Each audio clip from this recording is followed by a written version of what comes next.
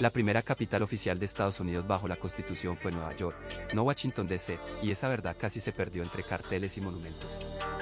Imagina calles empedradas, el banco donde juró George Washington y un bullicio que duró apenas un par de años. Su papel fue fugaz y por eso la memoria colectiva lo dejó de lado.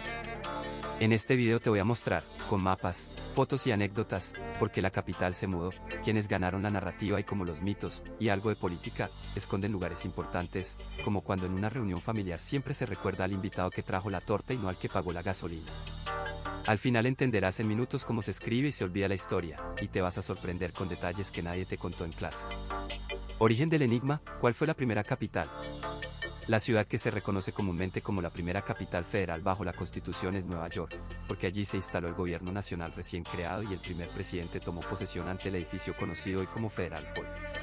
Antes de que existiera una capital fija como la conocemos ahora, el gobierno funcionaba de manera más flexible y se reunía en distintos lugares según la urgencia y la seguridad.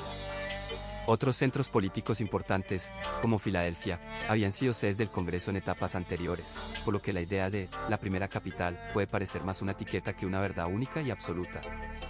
Esa movilidad del poder complica la respuesta. El órgano que gobernó en tiempos de conflicto tuvo que moverse por razones prácticas, se perseguía la seguridad ante amenazas, y por eso hay varias localidades que reclaman su papel en los inicios del país. Al final, muchas ciudades cumplieron la función de sede temporal, algunas solo por semanas, otras por meses.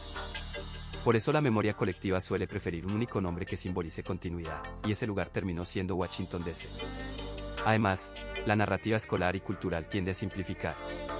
Es más fácil enseñar y recordar, la capital fue Washington, que explicar un periplo de reuniones en salas distintas, mudanzas y decisiones improvisadas. Un ejemplo cotidiano, si un grupo de amigos se reúne una semana en tu casa, otra en la cafetería y otra en la plaza, nadie diría con convicción cuál fue la primera casa del grupo. Lo mismo pasa con los gobiernos que aún estaban buscando su lugar. También hay un factor práctico, los monumentos, documentos y recuerdos tangibles se conservan mejor en la ciudad que quedó como capital definitiva, y eso alimenta la memoria pública hacia un solo sitio. En pocas palabras, la pregunta sobre cuál fue la primera capital tiene respuesta, pero la respuesta viene con matices. Nueva York suele llevar la etiqueta oficial bajo la Constitución, mientras que ciudades como Filadelfia aparecen en la historia como escenarios clave del gobierno revolucionario. Y para terminar con un guiño, pensar en las primeras capitales es como armar un rompecabezas en movimiento, las piezas cambiaban de lugar, y a veces alguien se llevó la caja de instrucciones. Contexto histórico breve. La primera sede del gobierno federal bajo la Constitución fue Nueva York, donde el Congreso se reunió en Federal Hall y George Washington juró el cargo como primer presidente. Antes de eso, los delegados se reunían en ciudades como Filadelfia para el Congreso Continental, así que la idea de una única, primera capital, ya venía con matices. Muchas de esas ciudades cumplieron funciones temporales según las necesidades militares y políticas, y no siempre hubo una intención de fijar una capital permanente desde el inicio. Esa movilidad histórica ayuda a explicar por qué hoy se habla poco de una sola, primera capital. Es como mudarse de piso varias veces, uno recuerda el momento importante, pero olvida la dirección antigua. Además, la creación de una capital permanente fue el resultado de compromisos políticos entre regiones, y la atención se volcó hacia el lugar final elegido para simbolizar la unión. Las discusiones sobre dónde ubicar la sede involucraron intereses económicos, geográficos y políticos, no fue solo una decisión administrativa. Para algunas ciudades fue una función práctica y pasajera, para otras, una oportunidad perdida. Un ejemplo cotidiano, cuando una oficina central se traslada, los empleados hablan durante meses, pero al cabo de un año nadie recuerda el número del antiguo edificio. La memoria colectiva también favoreció a la capital construida como símbolo, que terminó siendo Washington D.C., con monumentos y un diseño pensado para la representación nacional. En contraste, lugares como la Sala del Congreso en Filadelfia o el Federal Hall en Nueva York quedaron como episodios de paso, ahora museos o calles con placas. Es más entretenido hacerse una foto en un obelisco que leer una placa histórica, por injusto que suene. Finalmente, la enseñanza y la cultura popular tienden a simplificar, se narran los grandes nombres y los grandes símbolos, y las sedes provisionales quedan como detalles administrativos. En la vida diaria ocurre lo mismo, recordamos quienes hicieron algo grande, pero no siempre donde firmaron el primer papel. Y así, lo que fue fundamental en su momento termina siendo una anécdota en los libros y en los tours urbanos. La capital efímera, ¿qué pasó? En los primeros años de la República el gobierno no estaba aún asentado en un lugar fijo, y por eso muchas ciudades solo fueron capitales por un tiempo muy breve, eso las condenó a la invisibilidad histórica. Muchas de esas mudanzas fueron prácticas, se buscaba escapar de amenazas militares, seguir rutas comerciales seguras o aprovechar edificios donde se pudieran reunir los representantes sin mucha ceremonia. A veces la elección era más por necesidad que por orgullo cívico. Además, cuando una capital dura poco, no da tiempo para crear símbolos duraderos. No se construyen monumentos enormes ni se escriben relatos heroicos alrededor del lugar. Sin retratos oficiales ni jurisprudencia que haga referencia constante al edificio, la memoria colectiva se desvanece. Un ejemplo cotidiano ayuda a entenderlo. Si una oficina se traslada a un local temporal durante una reforma y nadie documenta ese periodo, pocos recordarán ese local en una década. Es lo mismo con las capitales provisionales. Otro factor importante es el peso de la narrativa nacional oficial. Las escuelas, los museos y las rutas turísticas suelen enfatizar los lugares que consolidaron instituciones permanentes o donde ocurrieron episodios emblemáticos, por lo que los puntos intermedios quedan fuera del relato. Resultado, la gente aprende sobre presidentes y cumbres decisivas, pero no sobre la logística detrás de esos momentos. Esto es como acordarse de la boda, pero olvidar que hubo semanas de preparativos en la casa de los padres. También influyen la pérdida de documentos y la transformación urbana. Edificios que sirvieron como sede provisional a menudo fueron reutilizados, demolidos o reconstruidos con otra función, y muchos registros se dispersaron o se protegieron en archivos centrales que pocos consultan. En algunas ciudades pequeñas, la memoria local sí conserva la anécdota, pero esa memoria no siempre llega al público general. Por eso sucede que lugares que jugaron papeles clave por unos meses aparecen hoy solo en notas al pie de investigaciones especializadas. Al final, la combinación de temporalidad, falta de símbolos duraderos, prioridades educativas y cambios físicos convierte a esas capitales efímeras en sombras del pasado. Su olvido no es necesariamente un misterio oscuro ni una conspiración, es el resultado de decisiones prácticas y de la manera en que las sociedades eligen qué contar. Y si lo piensas bien, es casi cómico, un lugar que fue la oficina central de todo el país y que ahora compite por atención con una cafetería popular. Lugares rivales, porque hubo debate. En los primeros años hubo varias ciudades que se ofrecían o que, por fuerza de las circunstancias, terminaron siendo sede del gobierno, así que nunca hubo una única y obvia capital desde el principio. Ciudades como Nueva York, Filadelfia, Baltimore, Annapolis, Princeton y Trenton recibieron al Congreso en distintos momentos, cada una tenía ventajas prácticas que la hacían atractiva. Algunos eran grandes puertos con buen acceso por barco, otros estaban en rutas terrestres más seguras o eran centros económicos donde llegar resultaba más fácil para delegados con recursos limitados. Por un lado estaban las razones geográficas y económicas. Una capital junto a un puerto facilita el comercio y la comunicación con el exterior. Por otro lado, un lugar céntrico reduce tiempos de viaje para representantes de distintos estados. Es como cuando un grupo de amigos decide dónde cenar, los unos prefieren el restaurante cerca del metro, otros quieren el que tiene estacionamiento y los que manejan insisten en uno con buen acceso desde la autopista. Cada interés práctico defendía su propia candidatura. Además jugaron factores políticos y simbólicos. Los líderes locales y los gobiernos estatales querían la sede porque eso atraía negocios, prestigio y poder para sus ciudades. También había recelos regionales. Los estados más pequeños temían que una capital ubicada en una ciudad muy poderosa les hiciera perder influencia, y los del sur querían evitar que el gobierno quedara demasiado cerca de los centros comerciales del norte. Es parecido a un equipo de trabajo en el que siempre hay debate sobre dónde poner la oficina central, cerca de clientes o cerca de talento. Cada opción tiene quien la defiende con uñas y dientes. La seguridad y la estabilidad fueron otro motivo de disputa. En tiempos de tensión, algunos lugares parecían más seguros que otros, o simplemente ofrecían edificios adecuados para reuniones grandes. Además, la falta de infraestructuras permanentes obligó a soluciones temporales y acuerdos intermedios, por lo que la sede cambiaba según conveniencias y urgencias. Al final, esas peleas por la ubicación recuerdan a una familia eligiendo el sillón del frente, todos quieren el mejor lugar, y la decisión suele ser una mezcla de razones prácticas, negociaciones y un poco de diplomacia. Geografía y logística en la decisión. Las rutas de agua y la cercanía al mar marcaron fuertemente donde era más fácil reunir a la gente. Los barcos podían mover personas y cargas más rápido que cualquier carretera rudimentaria. En la práctica eso significaba que ciudades situadas junto a ríos navegables o puertos naturales ofrecían acceso relativamente sencillo desde distintas regiones, mientras que un pueblo del interior podía quedar aislado por caminos de tierra difíciles. Un ejemplo sencillo, hoy preferimos volar a una ciudad con aeropuerto internacional antes que cruzar 3 horas de carretera polvorienta. Antes, la lógica era la misma pero con barcos y carruajes. También importaban los recursos que una localidad podía ofrecer a quienes tenían que trabajar allí, alojamiento suficiente, locales para reuniones, imprentas para publicar documentos, y comida en cantidad. Si una población pequeña no tenía suficientes posadas o un almacén donde dejar provisiones, cualquier gobierno que intentara operar desde allí enfrentaría problemas logísticos diarios. Es como planear una boda grande en un caserío. Si no hay hoteles ni restaurantes, la fiesta se convierte en una pesadilla logística. El clima y las estaciones complicaban aún más las decisiones. En invierno las rutas terrestres se volvían peligrosas y los ríos podían congelarse. En primavera, el barro podía volver intransitable los caminos. Por eso lugares con acceso marítimo o con mejores conexiones fluviales eran, muchas veces, opciones más seguras durante buena parte del año. Pequeño chiste al margen, nadie quería que sus representantes llegaran empantanados y pidiendo calzones secos. Finalmente, la centralidad geográfica y la facilidad para recibir suministros y correspondencia determinaban la sostenibilidad a largo plazo de cualquier sede política. Un lugar bien comunicado atraía comerciantes y prensa, lo que ayudaba a que la actividad pública fuera visible y operativa. Uno remoto quedaba aislado y, con el tiempo, menos presente en la memoria colectiva. Así, las ventajas prácticas del transporte, el alojamiento y el abastecimiento pesaron tanto en la elección como cualquier otra consideración, y esa logística también explica por qué algunas primeras sedes administrativas terminaron siendo efímeras y menos recordadas. Limitaciones de comunicaciones en el siglo XVIII. Las noticias viajaban a la velocidad de los caballos y los veleros, no a la de la luz. Las rutas eran malas, muchas veces llenas de barro y peligro, y eso hacía que una carta oficial o un aviso importante tardaran muchísimo en llegar a su destino. Además, el servicio postal era incipiente y no siempre fiable. Había postas y jinetes, sí, pero también pérdidas, robos y retrasos por cambios de clima o por problemas en los caminos. Un ejemplo sencillo, hoy mandas un correo y en minutos obtienes respuesta. Entonces, en lugar de minutos había días y días que se convertían en espera prolongada.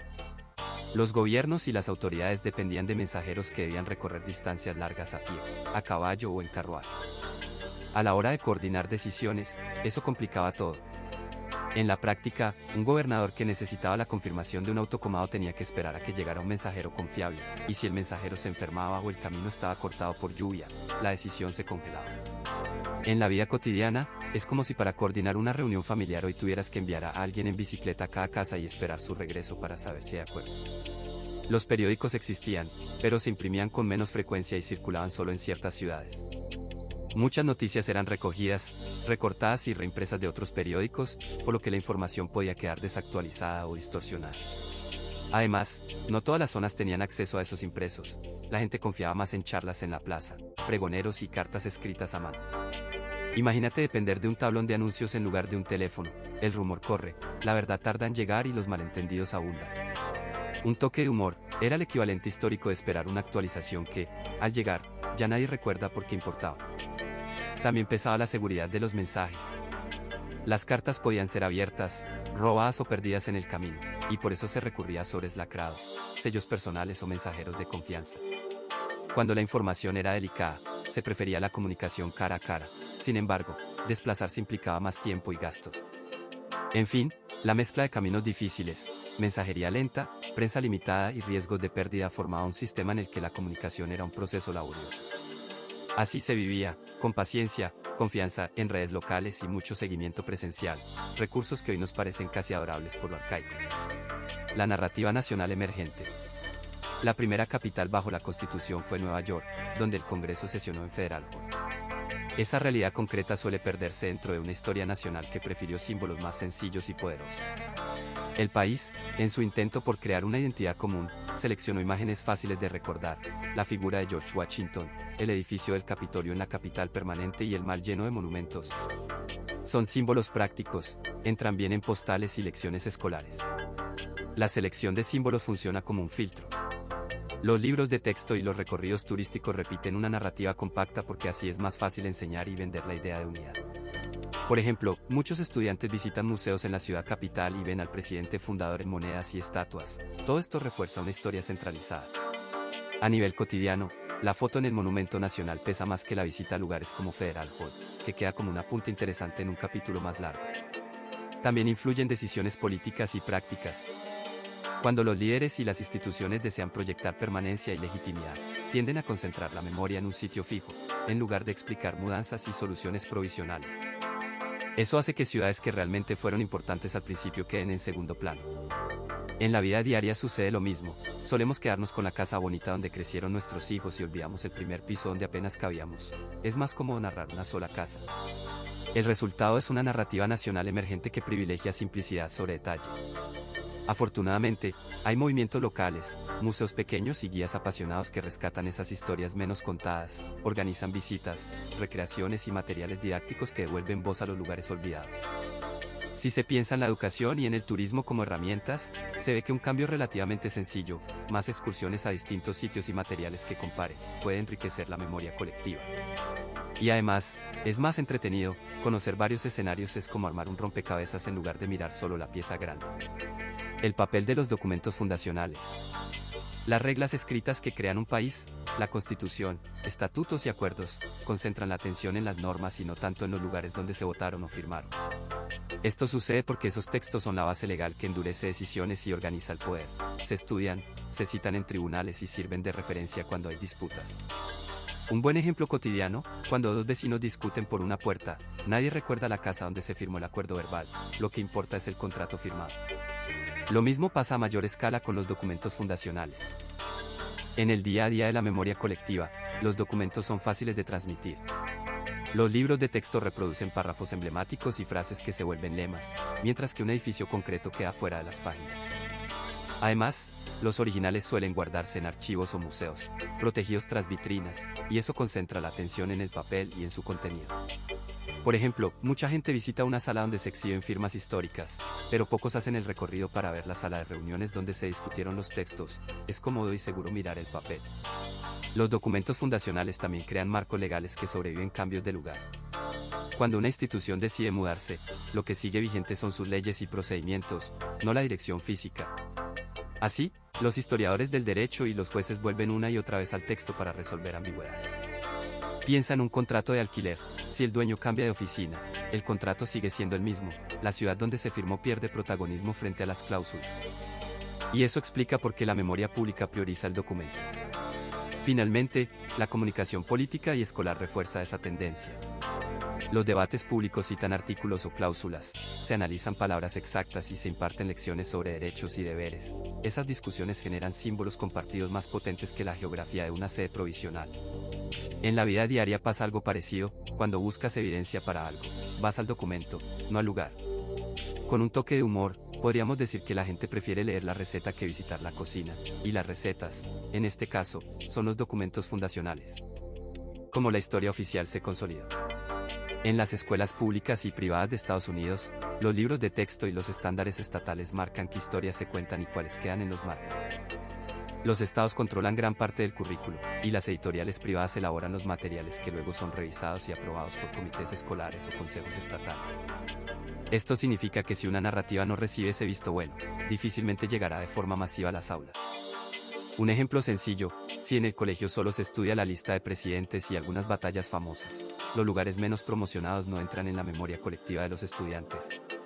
Los museos nacionales y las instituciones culturales influyen mucho en esta consolidación. Organizaciones como el Smithsonian o el National Park Service administran exposiciones y sitios históricos que la gente visita en viajes familiares. Lo que se exhibe allí acaba volviéndose la versión oficial, para muchos. Cuando una ciudad tiene un monumento grande y bien publicitado, los turistas lo recuerdan. Cuando no lo tiene, la memoria pública tiende a olvidarlo. Es la diferencia entre aparecer en una postal y quedarse en una foto vieja de la abuela en un álbum. Los medios de comunicación y el entretenimiento también juegan su papel. Películas, documentales y series que repiten ciertos relatos hacen que esas versiones se vuelvan familiares y se acepten como verdad sin demasiadas preguntas. Además, la prensa nacional tiende a cubrir hitos ubicados en centros de poder, lo que da visibilidad a unos lugares y oculta a otros. En la práctica, esto funciona como un filtro, lo que se repite, se naturaliza, lo que no, se desvanece. La academia y los libros de historia, canónicos, consolidan la versión oficial al elegir qué temas investigar y enseñar. Los profesionales que escriben los manuales universitarios deciden qué fuentes son relevantes y cuáles no. Esto no es conspiración, es selección. A menudo se privilegian documentos oficiales, cartas de líderes y registros del gobierno, mientras que relatos locales, memorias familiares o testimonios de comunidades marginadas quedan fuera por falta de acceso o reconocimiento académico. Un historiador que escribe sobre símbolos nacionales tiene más probabilidades de citar discursos presidenciales que una receta de cocina local. Las celebraciones públicas y los programas conmemorativos sellan esas narrativas en la mente colectiva. Desfiles, Feriados y ceremonias oficiales ponen en primer plano ciertos lugares e historias, y los niños que participan año tras año interiorizan esa versión del pasado. Pensemos en lo cotidiano, si en las fiestas del pueblo siempre se cuenta la historia del fundador que aparece en la plaza, los comerciantes que venden recuerdos y los guías turísticos repetirán la misma historia hasta que parezca la única posible. Finalmente, hay un componente práctico y económico. Promover y mantener un monumento, un parque histórico o una campaña educativa cuesta dinero. Las instituciones con recursos decididos por gobiernos locales, estatales o federales eligen dónde invertir. Por eso, a veces lo que no tiene financiamiento desaparece del relato público, no por falta de importancia, sino por falta de presupuesto. Es como en cualquier familia, las fotos que se enmarcan en la pared son las que se ven más. Y así se va tejiendo una historia oficial, con sus luces y sus sombras, que en muchos casos termina simplificando una realidad más compleja. La importancia de Washington, D.C. La ciudad alberga las instituciones que toman decisiones que afectan a todo el país, la Casa Blanca, el Congreso y la Corte Suprema, además de departamentos federales y oficinas administrativas. Eso significa que desde allí se diseñan y aprueban leyes, se aplican políticas públicas y se resuelven disputas legales que influyen en la vida diaria de millones de personas. Por ejemplo, cuando se decide un cambio en políticas de salud o transporte, las oficinas y comités que lo analizan suelen estar en esa ciudad, y la gente que trabaja en esos órganos va a trabajar en metro como cualquiera. Es el centro operativo del gobierno federal, podrías decir que es la sala de control del país, pero con más turistas y menos botones grandes. También es un centro cultural y educativo de primer orden. Museos como los de la Smithsonian y galerías de arte atraen a estudiantes, familias y turistas que buscan aprender sin pagar grandes entradas. Universidades como Georgetown y George Washington concentran estudiantes, profesores y proyectos de investigación que influyen en debates públicos. Además, abundan los think tanks, grupos de expertos que estudian problemas y proponen soluciones, como el Brookings y otros, que no solo escriben informes, sino que suelen ser citados en comisiones y en medios, en lenguaje llano, son como gimnasios para ideas donde muchas propuestas se ponen a prueba. La ciudad también funciona como el epicentro de la vida cívica y la información. Los corresponsales nacionales cubren ruedas de prensa, audiencias y juicios de alto perfil. Los canales de noticias hacen cortos en directo desde la zona mientras alguien más busca café. Las manifestaciones y marchas suelen elegir esa ciudad para hacerse escuchar porque los legisladores están ahí. Un ejemplo cotidiano, una protesta grande puede alterar el horario de trabajo de empleados públicos y, al mismo tiempo, encender la conversación nacional sobre un tema. Además, ceremonias públicas y actos oficiales refuerzan su papel simbólico a la hora de representar la unión y la toma de decisiones. En lo económico y en la vida cotidiana la presencia federal marca el ritmo. Muchos empleos en la ciudad dependen del gobierno o de servicios vinculados a él, y eso genera restaurantes, taxis, librerías y tiendas que atienden a empleados y visitantes. Un barista en una cafetería cerca del Capitolio puede ver cómo la clientela cambia según si hay sesión legislativa o no. Los fines de semana llegan familias a pasear por el mall y los entre semana predominan los trajes y las prisas. A su vez, existe una tensión práctica, la autoridad federal tiene peso sobre asuntos locales, y eso genera debates constantes sobre autonomía y representación entre residentes y legisladores. En resumen, la ciudad no es solo un conjunto de edificios emblemáticos, es donde se articulan decisiones, se producen ideas y se manifiesta la vida pública de la nación. Y si acaso te preguntas por qué es tan central, piensa en ello como la mezcla de oficina, aula, sala de prensa y escenario cívico todo en uno, con mejores vistas y peores atascos. El olvido por centralización mediática.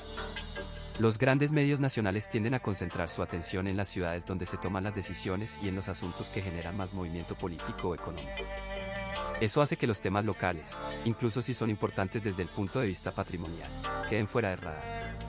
Cuando las reacciones están en centros como Nueva York o Washington, la logística y la agenda diaria empujan a cubrir lo inmediato, congresos, mercados, protestas, lanzamientos masivos. De resultas, un lugar que ya no es relevante para la política activa pierde visibilidad mediática. Además, pocas empresas controlan muchos canales de difusión, y su lógica es económica, buscan audiencias amplias y contenidos que despierten clics y rating. Un documental sobre una vieja capital regional atraerá un nicho. Una noticia sobre una decisión presidencial obtiene millones de vistas. Por eso la cobertura se orienta hacia lo que mueve masa, no hacia lo que preserva memoria local. En la práctica esto significa que pequeñas celebraciones, museos de barrio o relatos de ancianos sobre la vieja administración rara vez alcanzan primera plana nacional. En el terreno cotidiano se nota con claridad.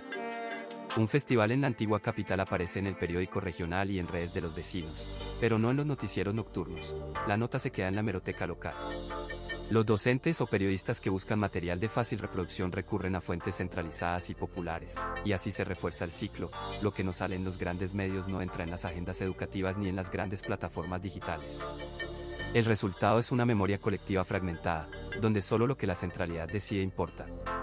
Las redes sociales y sus algoritmos también juegan su papel, priorizan lo viral, lo nuevo y lo que genera interacción inmediata. Un video de baile o una controversia política se viraliza mucho antes que un recorrido por edificios antiguos. Esto no significa que la historia local sea menos valiosa, significa que necesita canales distintos y, a menudo, una comunidad activa que la promueva. Y sí, es irónico, en la era de la hiperconectividad, lo más próximo y antiguo puede quedar más invisible que un escándalo de última hora. Un poco de humor ayuda, es como la nevera en una fiesta, solo lo que está al frente y tiene etiqueta grande se termina antes. Educación y libros de texto, que enseñan. Los libros de texto de primaria y secundaria suelen resumir la geografía política temprana del país en 1 o 2 párrafos, donde aparecen ciudades como Nueva York o Filadelfia como sedes tempranas del gobierno federal, pero sin mucha profundización ni anécdotas. Esto ocurre porque los programas estatales definen qué debe enseñarse y cuánto espacio tiene un tema dentro de un capítulo.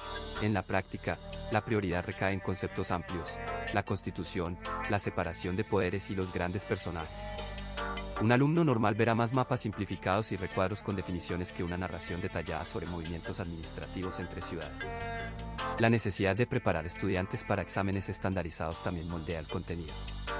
Los maestros muchas veces tienen que elegir entre cubrir temas que caen en la prueba y explorar datos curiosos sobre sedes gubernamentales menos recordadas. Resultado: se enfatizan fechas clave y términos concretos, y se deja de lado la historia de mudanzas burocráticas que, aunque interesantes, no siempre aparecen en la lista de preguntas típicas. Es decir, lo que no es fácilmente evaluable o repetible en formato de opción múltiple tiende a desaparecer del temario cotidiano. Además, el mercado editorial influye mucho. Algunos estados grandes tienen normas que condicionan qué libros adoptan las distritales, por lo que los editores diseñan textos que cumplan con esas guías y que a la vez sean atractivos para un público amplio. Por eso se privilegian narrativas claras y figuras reconocibles. Un ejemplo de la vida real: en muchas aulas verás al libro con fotografías de los padres fundadores y actividades para analizar la Constitución, pero pocas actividades para reconstruir por qué una ciudad fue sede temporal del Congreso. Los contenidos que venden bien son los que simplifican, no los que complican. La autonomía docente también marca una gran diferencia. Algunos profesores aprovechan recursos digitales o documentos primarios para contar anécdotas sobre dónde se reunió el primer congreso y cómo funcionó el día a día en esa sede. Otros, con clases llenas y objetivos de curso apretados, pasan de largo. He visto cursos de civismo donde los alumnos hacen proyectos sobre participación ciudadana en lugar de memorizar sedes históricas, lo cual es útil pero deja huecos en el dato puntual. Al final, la combinación de estándares estatales, presión por las pruebas, limitaciones de espacio y decisiones editoriales explica por qué los libros enseñan poco sobre la primera capital y por qué esa información se aprende más por curiosidad que por currículum. Cultura popular y memoria colectiva. La atención de la cultura popular en Estados Unidos suele fijarse en símbolos grandes y fáciles de reconocer, como la Casa Blanca, el monumento a Washington o Mount Rushmore. Los medios de comunicación y el cine prefieren historias con personajes claros, presidentes, grandes batallas, héroes individuales, porque eso vende y se entiende rápido. Por eso las ciudades o lugares que no tienen ese estrellato quedan en segundo plano, aun si fueron importantes al principio. Las escuelas y los libros de texto también ayudan a armar la memoria colectiva, seleccionando lo que consideran más relevante para enseñar. Muchos planes de estudio priorizan eventos y figuras que conectan con una narrativa nacional evidente, y eso deja menos espacio para recordar administraciones locales o capitales iniciales que no encajan en el relato simplificado. Un ejemplo cotidiano es la excursión escolar. Los niños suelen visitar museos nacionales y monumentos famosos, no necesariamente la sede original de un gobierno temprano, que a veces es un edificio modesto en una calle lateral.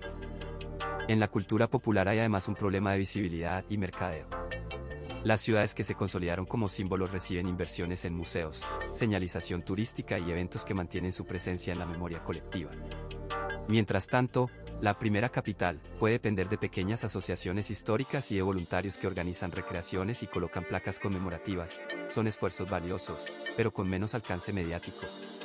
Esto se nota cuando compara la cantidad de souvenirs y tiendas en torno al Mall de Washington con lo que hay en un pueblo donde se reunió un primer congreso, polos y tazas versus folletos hechos a mano. La narrativa pública también favorece lo espectacular sobre lo cotidiano. Por eso un musical o una película sobre un personaje carismático llega más lejos que un documental sobre la burocracia temprana. Sin querer, la cultura popular transforma hechos complejos en anécdotas fáciles de recordar. Al final, la primera capital queda como ese pariente tímido que nadie invita a la gran fiesta nacional, aunque en las reuniones familiares locales sigan recordándola con cariño. Mitos y anécdotas entretenidas. Existen muchas historias pintorescas que circulan sobre la primera capital y, aunque no todas sean verdad, cuentan mucho sobre cómo la gente recuerda el pasado. En pueblos y barrios cercanos se escuchan versiones distintas de un mismo episodio. Unos dicen que un documento importante desapareció misteriosamente, otros juran que un cuarto del edificio conserva sombras y pasos que nadie explica. Son relatos que mezclan detalles reales con imaginación popular, y por eso resultan tan entretenidos. Los relatos suelen caer en varios moldes repetidos: leyendas de tesoros escondidos bajo los cimientos, anécdotas de políticos que se perdieron en la niebla o cuentos de tabernas donde se trazaron planes revolucionarios entre jarras y risas. Por ejemplo, es habitual que guías locales relaten cómo en una casa cercana todavía cuentan que ahí se reunieron los fundadores, aunque el dato precise poco. Esto funciona igual que las historias familiares que pasan de abuelos a nietos, cambian y se adornan. Al final, la versión que más se repite es la que se queda. En los museos pequeños y durante visitas guiadas se usan estas anécdotas para captar la atención. Un párrafo breve de misterio y 2 renglones de humor hacen que la gente recuerde más la visita que una lista de nombres y cargos. También aparecen chistes locales, camisetas con frases ingeniosas, postales con caricaturas, y hasta rutas turísticas que prometen los lugares donde ocurrió lo que casi ocurrió. Todo eso convierte la memoria en algo vivo y, a veces, más útil que una cronología rígida. El ingrediente humano es lo que más define estas historias. Vecinos que cuentan que su tía conocía la ordenanza, o que el señor del café sigue repitiendo la misma anécdota cada año, mantienen el relato en circulación. A veces la verdad no importa tanto como el ritual de contar. Y, para ser sinceros, es más divertido cuando la historia termina con una carcajada, se guarda mejor. Intereses políticos y regionales. Las memorias públicas suelen reflejar los intereses de quienes gobiernan y de los centros de poder económico y mediático. Washington DC atrae la mayor atención oficial y mediática, y ciudades grandes como Nueva York o Filadelfia aparecen con frecuencia en libros de texto y documentales. Eso deja menos espacio para recordar a pequeñas ciudades que tuvieron roles temporales en los inicios del país. En la práctica, la narrativa oficial se concentra en símbolos útiles para la unidad y la legitimidad actuales, no en cada sede provisional que hubo por el camino. Los actores políticos deciden qué conmemorar según lo que les sirva. Un gobernador que quiere atraer turistas y empresas va a promocionar monumentos y lugares que le den réditos económicos y electorales. Si el lugar antiguo de reunión no aporta visitantes ni votos, es fácil que quede en el olvido. Por ejemplo, un ayuntamiento local puede dedicar su presupuesto a reparar la pista del polideportivo antes que a mantener un edificio histórico poco conocido. Es una decisión práctica, más que una conspiración dramática. Las rivalidades regionales también influyen. Regiones con más recursos y una prensa más potente marcan la agenda, mientras que comunidades pequeñas luchan por hacerse oír. Cuando un pueblo que fue sede temporal carece de universidades, grandes periódicos y oficinas de turismo, su historia rara vez atraviesa las fronteras del condado. Es similar a cuando en una familia todos hablan del primo que vive en la ciudad y nadie se acuerda del que siempre atiende la parrilla. Las historias que generan audiencia se repiten, las otras se quedan en la sobremesa. Además, preservar y poner en valor un lugar histórico cuesta dinero y requiere respaldo político. Los fondos vienen de subvenciones federales, estatales o donaciones privadas, y si ninguna figura pública encuentra utilidad política en esa memoria, el apoyo es limitado. Algunos edificios acaban reconvertidos en oficinas o en cafés, mantenidos por voluntarios, mientras que los grandes monumentos tienen guías profesionales y programas educativos. Por último, hay que tener en cuenta que ciertos recuerdos podrían reavivar tensiones regionales o incómodas interpretaciones del pasado, y muchos políticos prefieren evitar debates que no aportan votos. En resumen, la historia no solo se escribe con hechos, sino también con quién paga, quién habla y quién decide que algo sea noticia. Cambios de capital y simbolismo. Al principio el gobierno funcionó desde varias sedes temporales porque la logística y la seguridad obligaban a mudarse con cierta frecuencia. Ciudades como Nueva York y Filadelfia jugaron papeles importantes antes de que se estableciera un centro permanente. Por razones prácticas, muchos delegados preferían lugares accesibles por vías fluviales o cerca de centros de población, y cuando había amenazas o epidemias, la solución era empaquetar papeles y trasladarse. Eso suena más a una gira de trabajo que a una imagen solemne de la nación. Elegir dónde estaría la capital también tuvo un fuerte componente simbólico. Colocar la sede en una ciudad nueva o neutral servía para enviar un mensaje de equilibrio entre regiones y de independencia frente a poderes locales dominantes. Cuando se decide construir una capital desde cero, no es solo urbanismo, es un acto ritual que pretende dar forma a la identidad colectiva. Pensarlo en términos cotidianos ayuda, es como cuando una empresa elige una sede central en una ciudad que no favorece a ninguna de sus oficinas regionales para evitar peleas internas. Ese movimiento constante y ese acto de construir simbolismos explican por qué las primeras sedes se desvanecen en la memoria pública. La gente suele identificarse con el lugar que conserva las ceremonias, las estatuas y las instituciones permanentes. Si un sitio fue capital solo por un tiempo y luego la nación se instala en otro lugar, los recuerdos oficiales y las postales se concentran en el segundo. Es natural, en las excursiones escolares visitan la capital actual. Poco turismo. Pocas fotos en redes. Además, la narrativa nacional se consolida alrededor del símbolo más duradero. Así, aunque una ciudad haya acogido debates cruciales, la capital establecida termina monopolizando la representación, sellos, monumentos, escenas de juramentos y películas. Un ejemplo simple de la vida real es el archivo familiar. Las fotos que se conservan son las de la casa donde se criaron los hijos, no la casa prestada donde nació un evento importante pero temporal. Y claro, a la gente le gusta contar historias sencillas y puntuales, no itinerarios administrativos. Monumentos, placas y ausencia de memoria. En muchos lugares donde alguna vez funcionó un gobierno temporal, lo que queda para recordarlo son unos pocos objetos discretos, una placa de bronce en el zócalo del juzgado, una piedra con inscripción junto a una acera, o un panel informativo que parece hecho para ser leído en un día soleado y olvidado en el siguiente. Estos elementos físicos suelen ser modestos y están dispersos, lo que dificulta que la gente los perciba como parte de una memoria colectiva firme. Además, las placas y los monumentos compiten con el paisaje urbano moderno. Edificios nuevos, estacionamientos y anuncios luminosos suelen ganar la batalla por la atención. A menudo las placas dicen lo justo y necesario, con frases formales y pocas historias concretas. No narran la vida cotidiana de quienes pasaban por allí ni los pequeños conflictos y victorias que hacen interesante una historia. Por eso muchas personas pasan de largo, la placa tiene letra pequeña, y la curiosidad necesita un detonante más visual o interactivo. He visto placas casi escondidas detrás de arbustos, como si la memoria tuviera vergüenza de mostrarse. También hay monumentos muy visibles pero genéricos, que no conectan con la gente local ni con los turistas. El resultado es que la conmemoración queda en manos de unos pocos entusiastas o de guías especializados. Otra razón para esa ausencia de memoria física es la falta de inversión y prioridad en el patrimonio local. Las ciudades destinan dinero a mantenimiento de calles, servicios y propaganda turística. Los hitos discretos rara vez figuran en los presupuestos principales. Muchas placas son colocadas por sociedades históricas pequeñas o por voluntarios con buena voluntad y poco presupuesto.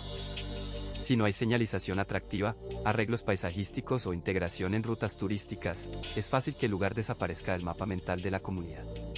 Y cuando el recuerdo se basa solo en una señal, basta con un vándalo, una poda descuidada o una reurbanización para que la memoria se esfume. Para mejorar eso no hacen falta grandísimos proyectos, sí hacen falta ideas sencillas y voluntad local. Colocar un panel con fotos antiguas y una breve historia contada de forma cercana ayuda más que una placa neutra. Organizar rutas a pie, incluir esos puntos en apps de mapas locales, o que las escuelas lleven a los alumnos a ver la placa en persona, son medidas prácticas que funcionan.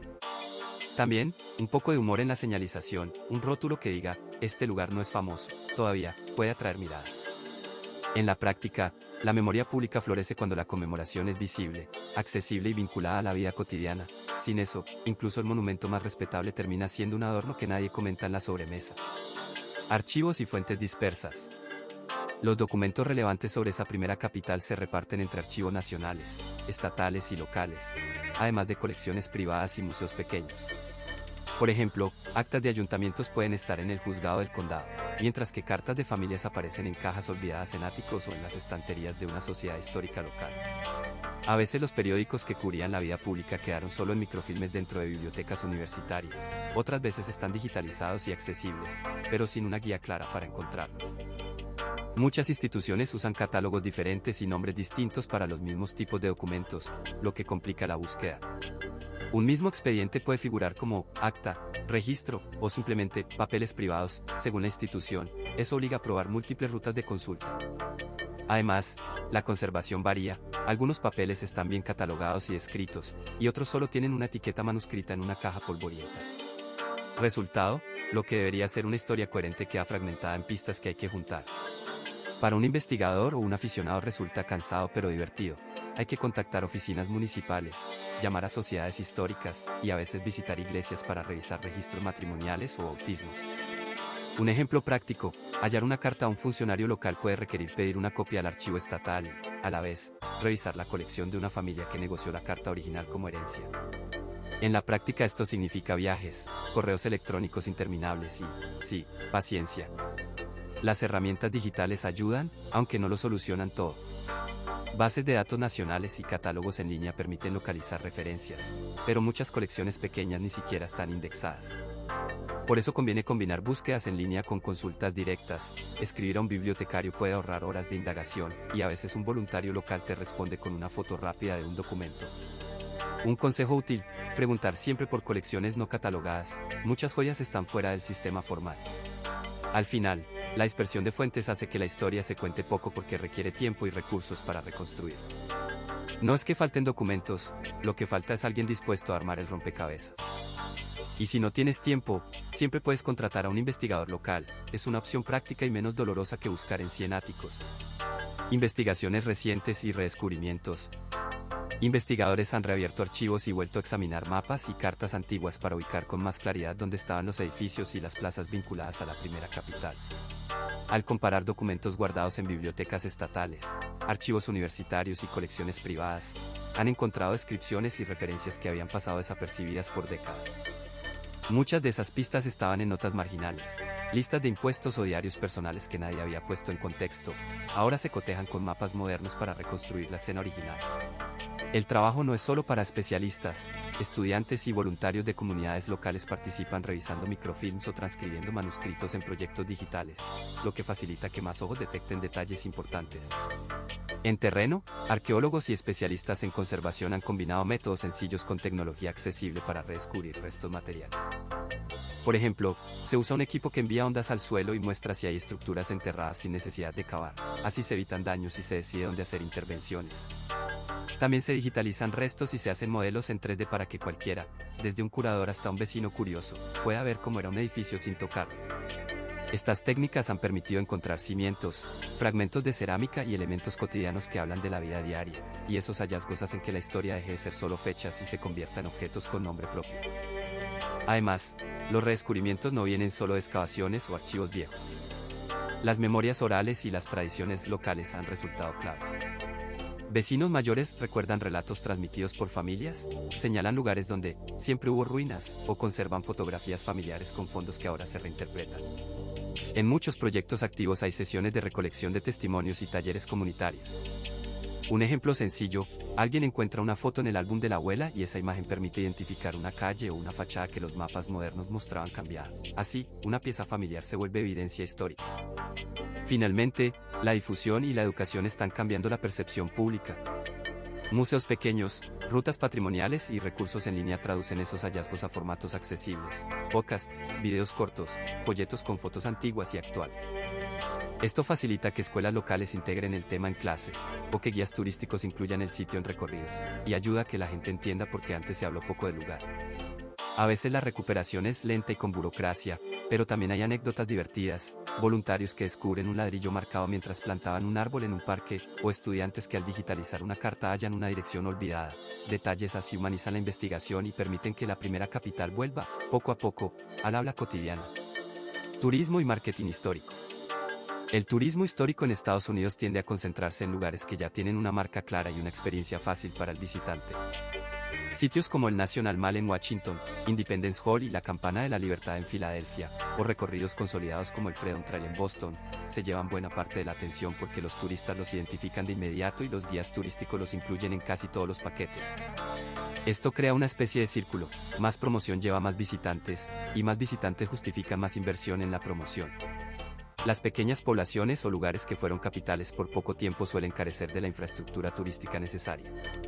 No siempre hay museos grandes, ni centros de interpretación, ni guías profesionales.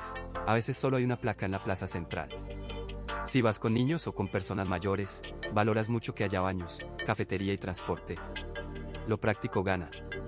Además, los grandes destinos históricos cuentan con alianzas entre oficinas de turismo, empresas y el gobierno federal o estatal para hacer campañas conjuntas. Los lugares menos conocidos raramente consiguen esos recursos. La narrativa también importa. El marketing histórico busca historias sencillas y emotivas que vendan bien en folletos y redes sociales. Una ciudad que ofrece un símbolo claro, una campana, un monumento monumental, un museo de entrada gratuita, facilita ese mensaje.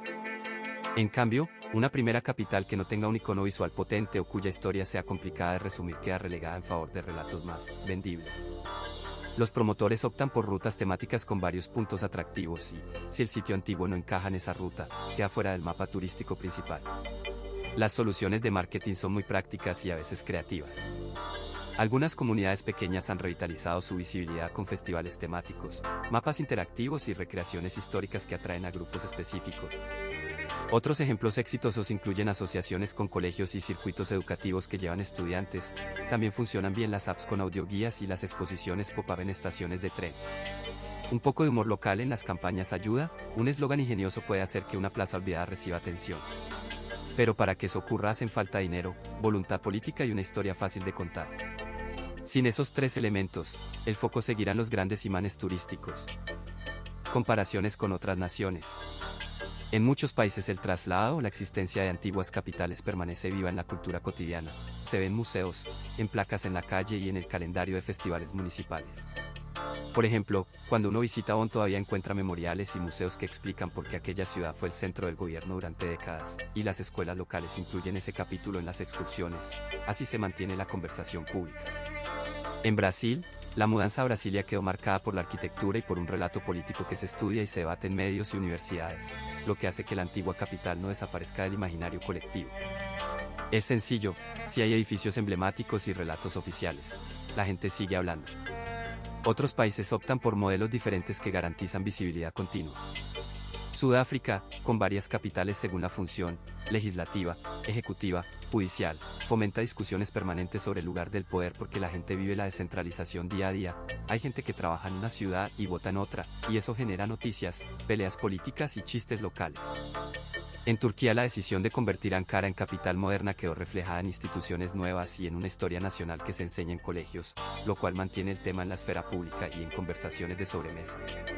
Cuando la capital cambia y además se construyen instituciones nuevas, el cambio se convierte en materia de memoria viviente.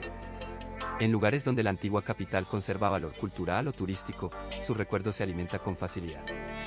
San Petersburgo es un buen ejemplo, paisajes urbanos, palacios y festivales atraen atención constante, y los guías turísticos cuentan la historia en cada recorrido. Eso hace que el pasado central siga presente en periódicos y blogs de viaje. En Japón, ciudades antiguas como Kioto conservan templos y tradiciones que no solo interesan a historiadores sino también a familias que van de fin de semana, por lo que la antigua capital forma parte del pulso cotidiano. Si la gente va a ver, comer y sacar fotos, el pasado no se olvida. Finalmente, la comparación muestra que el olvido o la invisibilidad dependen mucho de decisiones prácticas y de narrativa pública. Cuando el Estado promueve la nueva capital pero no preserva o pone en valor la anterior, o cuando la antigua quedó reducida a un pueblo sin grandes símbolos, la conversación se enfría. En cambio, si existen festivales, museos, instituciones públicas y cobertura mediática, el recuerdo se mantiene. Y claro, también influye el humor local. Algunos lugares tienen apodos cariñosos para la ex capital, lo que la transforma en tema de chistes y anécdotas en cafeterías y redes sociales. En resumen, comparar con otras naciones ayuda a ver que no hay una sola razón. Hay políticas culturales, intereses prácticos y, a veces, simplemente buenas campañas de turismo que deciden si una vieja capital sigue siendo protagonista en la mente de la gente. Representaciones en cine y literatura. En el cine y la literatura, el lugar concreto donde se instaló la primera capital suele aparecer como fondo simbólico más que como protagonista vivo. Obras como Hamilton, la versión grabada del musical que muchos vieron en la pantalla, o la película musical 1776 muestran debates, personajes y momentos dramáticos. La ciudad que los alberga funciona como escenario teatral, con pocas tomas que exploren la vida cotidiana de sus calles. Del mismo modo, series históricas como Yonam retratan salas de reuniones, retratos y discursos, pero rara vez se detienen en el comercio, las tabernas o el tráfico urbano que permitirían conocer cómo respiraba la ciudad en el día a día. Películas de aventuras populares también usan esos lugares por su valor simbólico. National Treasure, por ejemplo, lleva al espectador a edificios y objetos emblemáticos, símbolos fácilmente reconocibles, en vez de a una reconstrucción detallada del tejido urbano o de la población que los habitaba. En la literatura, ocurre algo parecido, muchas novelas históricas prefieren centrarse en personajes famosos y en conflictos, y relegan la propia ciudad a una descripción breve o a un mapa mental, porque la trama necesita ritmo y diálogos, no siempre largas listas de fachadas y nombres de callejones. Los creadores contemporáneos que si quieren mostrar la ciudad como entidad viva suelen encontrarse con retos prácticos. Reconstruir ambientes de época es caro en cine y provoca pausas en la narración en libros y se dedica demasiado espacio a detalles. Por eso es más habitual encontrar relatos locales, crónicas urbanas y folletos museísticos que exploran la primera capital con cariño y minuciosidad. Son textos más tranquilos y detallistas, escritos por historiadores locales o periodistas culturales, y que muchas veces quedan fuera del circuito mainstream. Un visitante que entra en lugares como Federal Hall o Independence Hall, lugares que hoy se conservan como monumentos, percibe ese contraste, monumentos muy cuidados, pero pocas películas que le expliquen la rutina de sus habitantes. En resumen, el cine y la literatura suelen transformar la primera capital en símbolo o escenario funcional. Hay excepciones y producciones que la muestran con más color local, pero la mayoría opta por la anécdota épica y los personajes centrales. Si buscas la ciudad real, a veces la mejor guía es un paseo, una visita guiada o esos libros de editoriales pequeñas que, con paciencia y anécdotas, te cuentan el ruido del mercado, los olores del puerto y las conversaciones en las esquinas, cosas que el cine comercial y las novelas grandes muchas veces prefieren dejar fuera para no perder velocidad narrativa. ¿Cómo contar esta historia de forma atractiva? Nueva York fue la primera capital bajo la Constitución y allí se celebró la primera toma de posesión del primer presidente, un dato que funciona muy bien como entrada clara y veraz para enganchar a la audiencia. Empieza por ese dato y sigue con una imagen concreta, el portón de Federal Hall, la escalinata donde se pronunciaron discursos, el bullicio del puerto cercano. Esa mezcla de datos sólidos y detalles sensoriales ayuda a que la gente deje de ver la historia como una lista de nombres y fechas y la empiece a sentir como algo vivo. Cuenta la historia a través de personas concretas, no de abstracciones. Habla de un comerciante que escucha los anuncios en el mercado, de una costurera que guarda un periódico doblado en su cofre, o del chico que entrega cartas y repite rumores por la calle. Ejemplos cotidianos como esos conectan inmediatamente. Alterna esas voces con declaraciones más amplias, una transcripción breve de un discurso, o la mirada de un visitante curioso, para arriba. Si usas un lenguaje cercano y añades una pequeña broma, por ejemplo, comparar a los políticos de entonces con influencers, que solo tenían pluma en lugar de teléfono, rompes la seriedad sin faltar al respeto. Apóyate en objetos y lugares como anclas narrativas. Un sello postal, una banca de madera con tallados gastados, la placa de un edificio pueden ser puertas de entrada para explicar por qué algo fue importante. En una charla pública puedes mostrar una fotografía antigua junto a una foto actual y decir, fíjense en la misma cornisa, intacta, y ahora imaginen los carruajes en lugar de coches. En una clase, pide a los estudiantes que escriban una postal desde aquel lugar. En un tour audio, coloca sonidos reales para que la gente sienta el entorno. Pequeñas actividades prácticas hacen que la memoria se pegue mejor. Usa formatos variados según la audiencia, un reel breve y visual para redes, un podcast con entrevistas a guías locales y un artículo largo para quienes quieran profundizar. Cada formato exige un ritmo distinto, en un reel gana la imagen y un dato contundente, en un podcast la conversación y una anécdota que se repita y en el artículo los vínculos y las fuentes. Incluye ejemplos de vida moderna para que el oyente relacione. Si hoy una inauguración atrae turistas y prensa, entonces hace 2 siglos también hubo expectación, pero menos cámaras y más sombrero. No temas contar los pequeños conflictos y malentendidos que rodean a cualquier capital, las disputas por sedes, los intereses económicos locales o la confusión entre ley y práctica. El conflicto da tensión, la tensión mantiene la atención. Relata una discusión callejera sobre si el mercado debería cambiar de lugar o cómo reaccionaron los vecinos a las nuevas leyes. Añade humor ligero para aliviar. Los debates eran ruidosos, con más gritos que un grupo de vecinos disputando la última porción de pastel. Finalmente, invita a la acción concreta, propone una caminata autoguiada con puntos marcados en el mapa, un reto en redes para compartir objetos históricos locales o una sesión en la que los participantes traigan una historia familiar relacionada con la ciudad. Con ejemplos prácticos así, la historia deja de ser una clase y se convierte en experiencia. Y cuando la gente vive la historia, la recuerda y, lo mejor, la cuenta. Lecciones para entender la memoria histórica. La memoria colectiva en Estados Unidos suele privilegiar símbolos nacionales fácilmente reconocibles, como la Casa Blanca o el Capitolio, y eso deja fuera historias menos céntricas. Los contenidos que se repiten en la escuela, el cine y los medios terminan marcando que se considera importante. Si algo no aparece en los libros de texto ni en las películas, es probable que desaparezca del recuerdo común. Es una lección clara, lo que se repite se convierte en tradición, y lo que no, se vuelve silencio. Otro aprendizaje importante es que la visibilidad depende del poder y del dinero. Los lugares con recursos para promoverse, museos grandes, campañas turísticas, ocupan el espacio público, los pequeños sitios históricos compiten con menos armas. Por ejemplo, una ciudad con un museo local puede organizar visitas escolares y festejos. Otra pequeña localidad tendrá que conformarse con un cartel junto a la carretera. Es más fácil vender una foto en tonos dorados de columnas clásicas que convencer a alguien de entrar en un modesto edificio del barrio. También hay que entender que la memoria se construye y se borra de maneras muy prácticas. Decisiones urbanísticas, intereses económicos y cambios culturales influyen tanto como los discursos oficiales. Cuando una fábrica se transforma en un centro comercial, a menudo se pierde el rastro físico de eventos y personas. A nivel personal pasa igual. Los recuerdos familiares se mantienen cuando alguien cuenta la historia en la cena. Si nadie la cuenta, se olvida. La lección aquí es sencilla y algo dramática.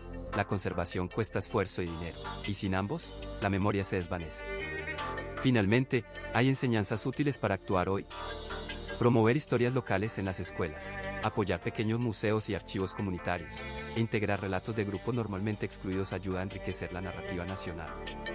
La tecnología también facilita las cosas. Apps, rutas virtuales y redes sociales pueden devolver visibilidad a lugares olvidados. En pocas palabras, la memoria histórica no es un tesoro enterrado sino una planta que hay que regar con atención y con humor. Si no la cuidamos, terminará convertida en un bonito recuerdo que nadie puede ubicar en el mapa. En resumen, la primera capital, depende de cómo la mires. Nueva York fue la primera capital bajo la Constitución, pero antes hubo varias ciudades que alojaron al Congreso de manera temporal. Su breve estancia, el fuerte papel simbólico de Washington D.C. y la forma en que simplificamos la historia en las escuelas hicieron que esas ciudades queden en el olvido. Es como recordar la casa donde naciste. La mudanza, las remodelaciones y las historias más grandes suelen tapar los rincones pequeños. Si te sorprendió esto, no eres el único. A mí también me llama la atención cómo cosas importantes se vuelven anécdotas con el tiempo. Piensa en una foto antigua que nadie colgó, igual pasa con las capitales temporales. Si te gustó el video, dale like y suscríbete para más historias así. Cuéntame en los comentarios si conocías alguna de estas capitales o cuál te gustaría visitar. En el próximo video voy a mostrar fotografías, mapas y anécdotas curiosas de esas ciudades olvidadas y cómo era la vida cuando el gobierno se mudaba de una ciudad a otra. Prometo datos fáciles de entender y alguna que otra sorpresa. Y recuerda, la historia también se mueve de casa en casa, así que guarda tus recuerdos, o al menos pones una etiqueta.